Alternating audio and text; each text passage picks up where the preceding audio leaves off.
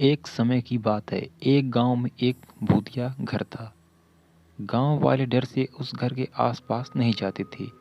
गांव वालों का मानना था कि उस घर में एक लड़की की आत्मा जादूगर लड़की की आत्मा रहती है।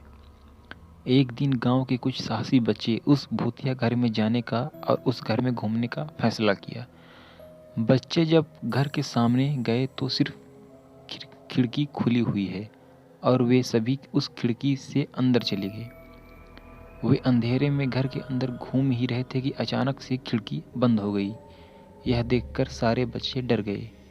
अचानक से वह लड़की की भूत बच्चों के सामने आई और जोर जोर से हंसने लगी और कहा कि तुम सब मेरी बंदी हो, मैं किसी को जिंदा नहीं छोड़ूंगी।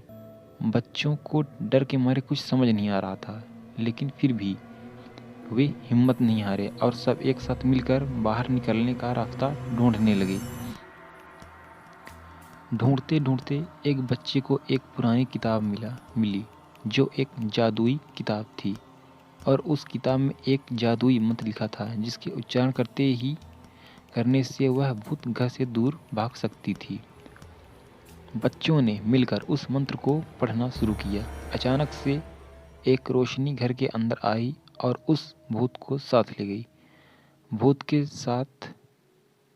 के घर से बाहर जाते ही घर के सारे दरवाजे और खिड़कियां अपने आप खुल गए और बच्चे दौड़कर बाहर निकल गए।